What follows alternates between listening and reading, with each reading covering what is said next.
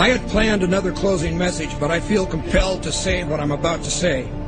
Now, I risk sounding like a conspiracy theorist, but it's no longer a theory. What I'm about to say is fact. The secret organizations of the world power elite are no longer secret. They have planned and are now leading us into a one-world communist government.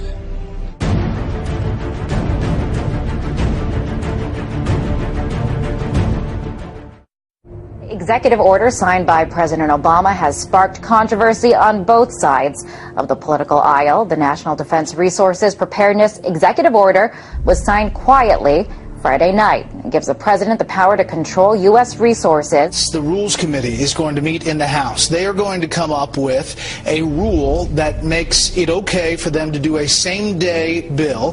So they'll pass this rule. It's, believe it or not, called martial law. This would give the President of the United States the authority to declare basically martial law during times of peace. There are new disturbing developments out of Washington tonight regarding the President's belief that he has the legal authority to assassinate U.S. citizens.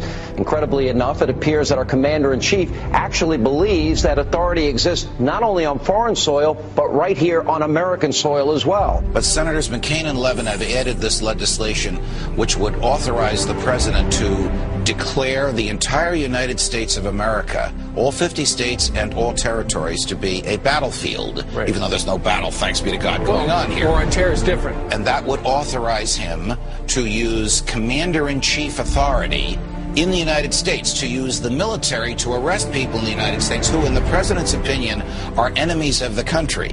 Particularly to hear President Obama claim the power to keep people in prison indefinitely with no charges against them, no conviction, no sentence, just imprisonment. Joining us now is former Secret Service agent Dan Bongino. Dan, thanks a lot for joining us. What do you mean there's no such thing as gun control, only people control? Tell me what that means.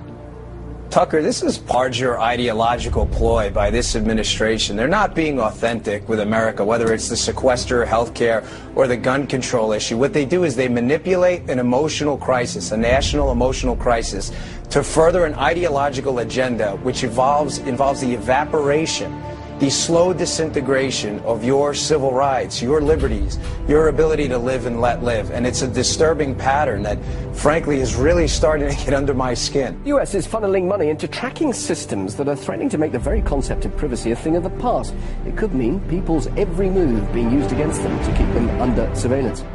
The information age was an era nearly everybody embraced. But today's surveillance age, experts say, is a reality almost no one can escape. David, why does the DHS need 450 million hollow point bullets? That kind of ammo that they purchased from ATK, hollow point ammunition, as you had explained, it's designed to, tear through human flesh and then expand. It's designed to kill people. This is not the optimal kind of ammo you would buy for target practice. It's more expensive and it's more precise. Do you think this is a sign that they're preparing for some sort of mass civil unrest? So they have an open bid right now, DHS, for even more ammunition, for 175 million rounds of .223 caliber rifle ammo. It's almost identical to the ammunition used by NATO peacekeeping forces. So that's very interesting. Are they planning on some kind of widespread economic unrest in the U.S. that would require NATO forces to help us out? $500 million in surplus military weaponry from the Pentagon, which is authorized through the Pentagon's 1033 program.